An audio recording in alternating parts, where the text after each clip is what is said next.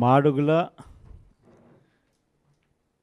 మాడుగులే కాకుండా మునగపాక మండలం నుంచి ఒక 8 మంది ఎంపీటీసీలు కూడా ఇక్కడికి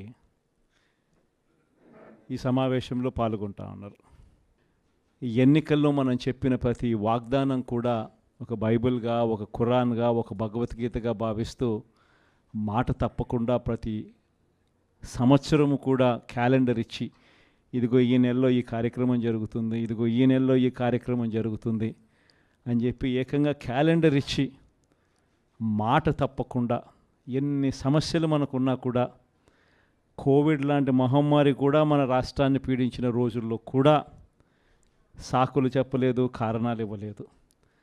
ఎన్నికల్లో ఏదైతే మాట చెప్పామో ఆ మాట కోసం కట్టుబడి క్యాలెండర్ ఇచ్చి మరీ ఏ నెలలో ఏ పథకం ఇస్తామో చెప్పి మరీ బటన్లు నొక్కి నేరుగా ప్రతి ఇంటికి మంచి చేశాం. చేసిన మంచి ఎక్కడికి పోదు. ఆ మంచి ప్రతి ఇంట్లోనూ కూడా ఈ రోజుకి కూడా బ్రతికే ఉంటుంది. నెక్స్ట్ ఎన్నికలు వచ్చేసరికి మనం చేసిన ఈ మంచే, చంద్రబాబు నాయుడు చేసిన ఈ మోసమే ఒక కోపంగా మారుతుంది.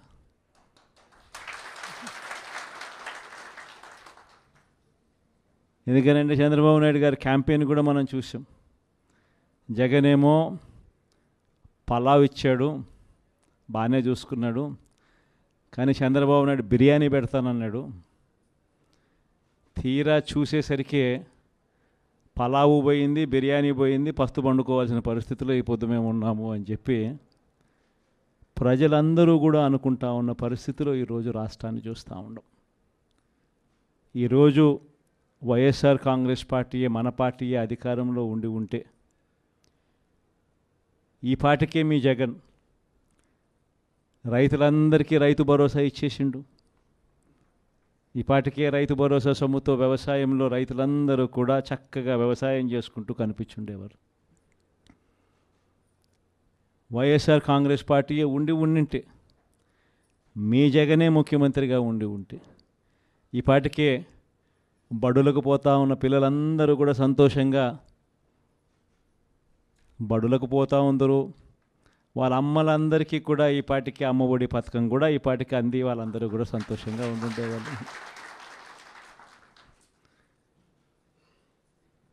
ఈ పాటికి అక్క చెల్లెమ్మల ముఖంలో చిరునవ్వు కనిపిస్తూ సున్నా వడ్డీకి సంబంధించిన సొమ్ము కూడా ఆ పొదుపు సంఘాల అక్క చెల్లెమ్మలకు అందరికీ కూడా సున్నా వడ్డీకి సంబంధించిన డబ్బులు కూడా వాళ్ళందరికీ కూడా ఏప్రిల్లోనే మామూలుగా ఇస్తూ ఉంటుంది. ఎన్నికలు కాబట్టి, కోడ్ కాబట్టి ఒక రవ్వ అటు ఇటుగా పోయినా కూడా మనం వచ్చిన వెంటనే ఈ పార్టీకే మీ జగనే ఉంటే ఆ సొమ్ములు కూడా వచ్చి ఉండేటివి. మీ జగనే ముఖ్యమంత్రిగా ఉండింటే, వైఎస్ఆర్ కాంగ్రెస్ పార్టీ మన పార్టీ అధికారంలో ఉండుంటే ఈ పార్టీకి విద్యా దీవెన కింద ప్రతి పిల్లాడికి కూడా వాళ్ళు కట్టాల్సిన ఫీజులు ప్రతి త్రైమాసికం 3 నెలలకు ఒకసారి వాళ్ళకు సంబంధించిన ఫీజులు మళ్ళీ 3 నెలల లోపల 3 నెలలు అయిపోయిన వెంటనే ప్రతి త్రైమాసికం వచ్చే ఫీజులు విద్యా దీవెన కింద వాళ్ళ ఖాతాల్లోకి పడుండేటివి. వసతి దీవెన డబ్బులు కూడా పడుండేటివి. మత్స్యకార భరోసా కూడా పడుండేటిది. వాహన మిత్ర కూడా పడుండేది. చేనేతలకు నేతన్న నేస్తం కూడా ఈ పార్టీకే పడి ఉండేది.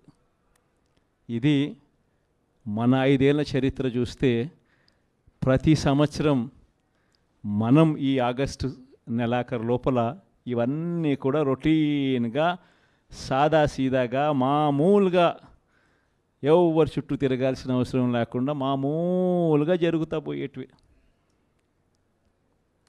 ఈరోజు ఒక్క జగన్ లేకపోవడం, ఒక్క వైఎస్ఆర్సీపీ ప్రభుత్వం లేకపోవడంతో ఈరోజు రావాల్సినవి ఏవి కూడా రాకపోగా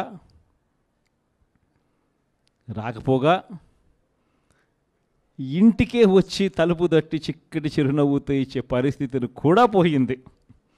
బియ్యం అయితేనేమి, పెన్షన్లు అయితేనేమి, అయితేనేమి వీళ్ళంతా కూడా ఇప్పుడు జన్మభూమి కమిటీల చుట్టూ లేకపోతే తెలుగుదేశం పార్టీ నాయకుల చుట్టూ వాళ్ళ ఇళ్ళ చుట్టూ తిరగాల్సిన పరిస్థితి మళ్ళా కనిపిస్తూ ఉంది. ఇచ్చిన ప్రతి మాట కూడా మోసం చంద్రబాబు నాయుడు చేస్తూ ఉన్నది అనేది తేట తెల్లంగా తెలిసిపోయే విధంగా తన పాలన సాగుతూ ఉంది. ప్రతి అడుగులోనూ మోసమే కనిపిస్తూ ఉంది. పిల్లలకైతే మొన్నటిదాకా ఇంగ్లీష్ గవర్నమెంట్ బడులలో టోఫుల్ ఒక పీరియడ్గా బోధన జరుగుతూ ఉండేది. ఇంగ్లీష్ గొప్పగా పిల్లలందరూ చదువుకొని నేర్చుకొని గొప్పగా మాట్లాడే పరిస్థితి ఉండుకొని IBA సర్టిఫికెట్లు సైతం వాళ్ళు పుచ్చుకొని ఏకంగా మన పిల్లలందరూ కూడా ప్రపంచంతో పోటీ పడేలా చదువులు ఉండే పరిస్థితి నుంచి ఈరోజు చంద్రబాబు నాయుడు గారు ప్రభుత్వం రాగానే టోఫుల్ పీరియడ్ను కూడా బడులలో నుంచి తీసేశాడు.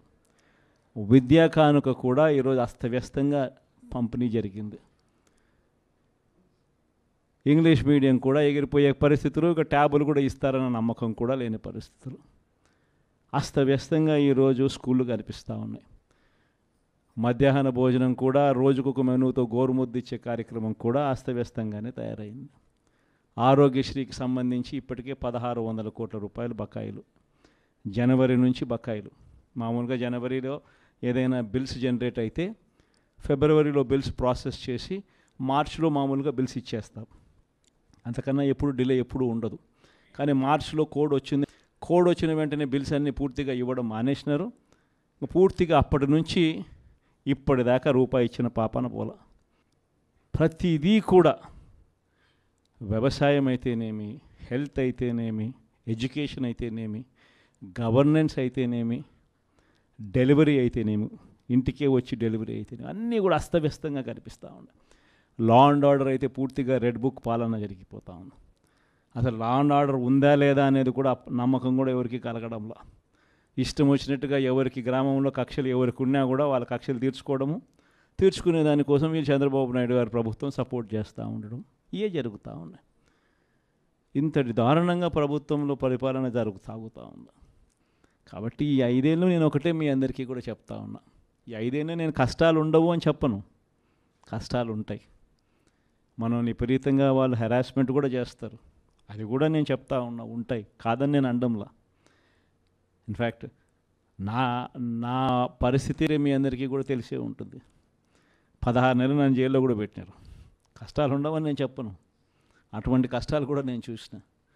కానీ ఏమైంది, కష్టాలు అనేటివి ఎప్పుడు ఎల్లకాలం ఉండవు.